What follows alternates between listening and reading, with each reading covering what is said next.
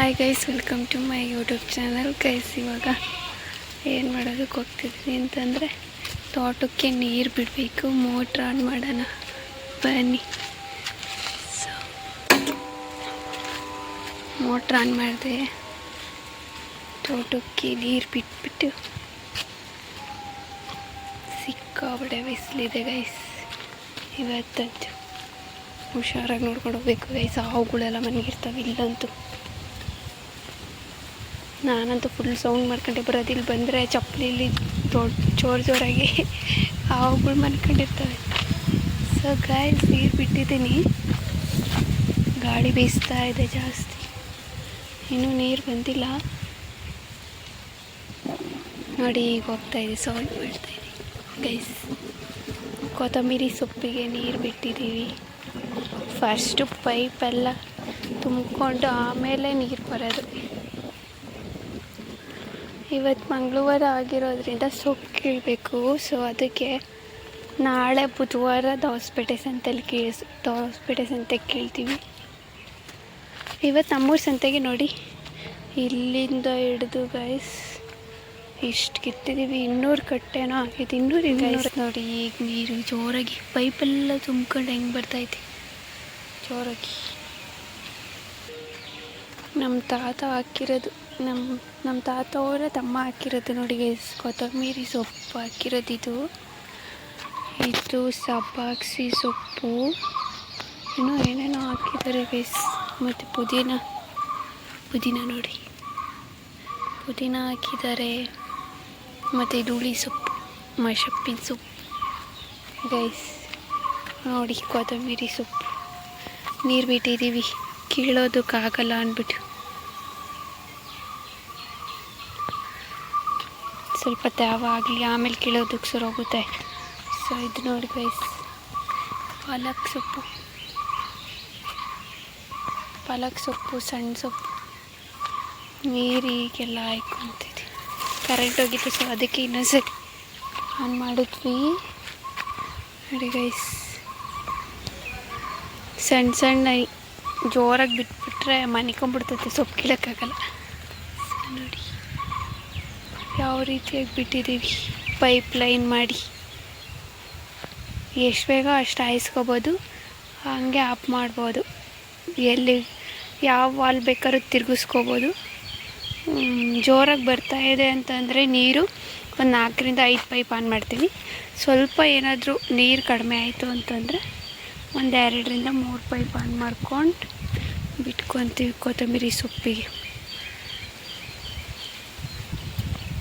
Guys, ಕೊತ್ತಂಬರಿ compound ಮೇಲೆ ಏನು ಬೆಳೆಯೋಕ್ಕಾಗಲ್ಲ. ಮಾಮೂಲಿ ಇದು ಪಾಕೆಟಲ್ಲಿ, ಇದು ಚೀಲಗಳಲ್ಲಿ ಬೆಳಿಬೋದು.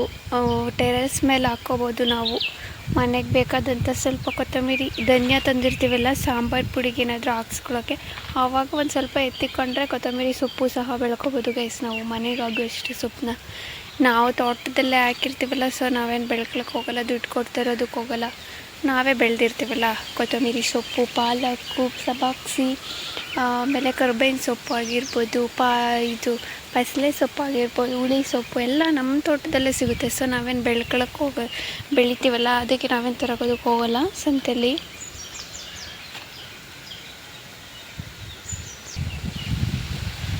ನೋಡಿ ಗೈಸ್, ಎಷ್ಟು ಜೋರಾಗಿ ಬರ್ತಾಯಿತ್ತು ನೀರು. ಇವತ್ತು ಪೈಪ್ ಕಿತ್ಕೊಂತದ್ದೆ ಅಂದ್ಬಿಟ್ಟು ಇನ್ನೊಂದು ಪೈಪ್ ಆನ್ ಮಾಡೋಕ್ಕೆ ಹೇಳಿದ್ದೆ ಅಮ್ಮಂಗೆ. ಈಗ ಇನ್ನೊಂದು ವಾಲ್ ಆನ್ ಮಾಡೋಣ, ಈ ಕಡೆ ಸಣ್ಣ ಕೊತ್ತಂಬರಿ ಸೊಪ್ಪಿಗೆ ಬಿಡೋಣ ಅಂತ. ಇನ್ನೊಂದು ವೀಕಿಗೆಲ್ಲ ಇದು ಬರುತ್ತೆ ಸೊಪ್ಪಿದು. ನೆಕ್ಸ್ಟ್ ವೀಕ್ ಮಂಗಳವಾರ ಅಷ್ಟೊತ್ತಿಗೆ ಸೊಪ್ಪು ಬರುತ್ತೆ. ಏನಮ್ಮ? ಹ್ಞೂ ನೆನ್ಕೊಂಡೈತೆ ನೋಡಿ ಗೈಸ್. ಇವತ್ತು ಕಿತ್ತಿರೋ ಅಂಥ ಸೊಪ್ಪು, ಇದು ಕೊತ್ತಂಬರಿ ಎಷ್ಟು ಚೆನ್ನಾಗಿ ಬಂದಿತ್ತು. ನಾವು ತೋಟದಲ್ಲಿ ಬೆಳೆದಿರೋ ಸೊಪ್ಪು.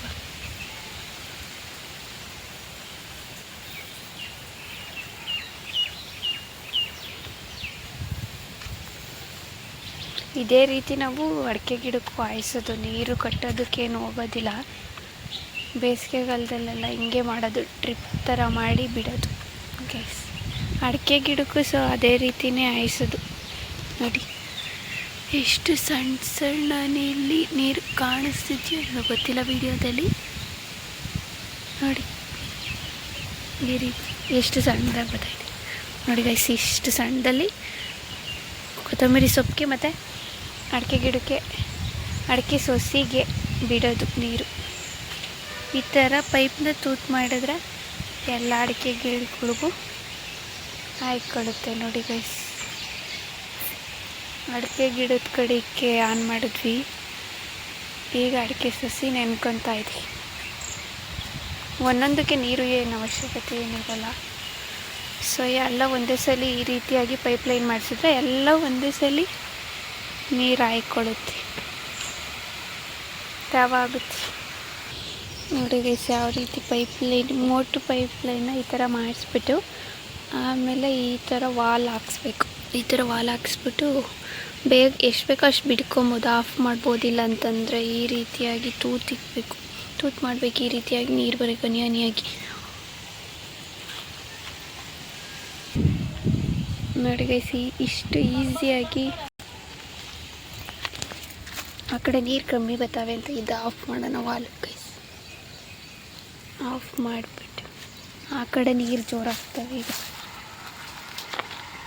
ಇಷ್ಟು ಈಸಿಯಾಗಿ ಮಾಡ್ಬೋದು ನೋಡಿ ಗೈಸ್. ಅಡಿಕೆ ಸಸಿ ನೀರು ಹಾಯ್ಕೊಳ್ಳುತ್ತೆ, ಮತ್ತು ಅಡಿಕೆ ಗಿಡ, ದೊಡ್ಡ ದೊಡ್ಡ ಅಡಿಕೆ ಗಿಡನೂ ನೀರು ಹಾಯ್ಕೊಳ್ಳುತ್ತೆ, ಮತ್ತು ಕೊತ್ತಂಬರಿ ಸೊಪ್ಪು ನೀರು ಹಾಯ್ಕೊಳ್ಳುತ್ತೆ ಬೇಗನೆ. ಎಷ್ಟು ಬೇಕೋ ಅಷ್ಟೇ, ಜಾಸ್ತಿ ಏನಾಗಲ್ಲ, ಸ್ವಲ್ಪ ಮಿತಿಯಾಗಿ ಹಾಯಿಸ್ಬೋದು ಗೈಸ್. ಈ ರೀತಿಯಾಗಿ ನೋಡಿ, ಸ್ವಲ್ಪ ಕಷ್ಟನೇ ಬೀಳಂಗಿಲ್ಲ ಗೈಸ್. ಸ್ವಲ್ಪ ಒಂದ್ಸಲ ಅಮೌಂಟ್ ಖರ್ಚು ಮಾಡಿಬಿಟ್ಟು ಈ ಥರ ಮಾಡಿಸ್ಬಿಟ್ರೆ ಆರಾಮಾಗಿ ಒಂದು ಕಡೆ ನಿಂತ್ಕೊಂಡು ನೀರು ಹಾಯಿಸ್ಬೋದು ನೋಡಿ.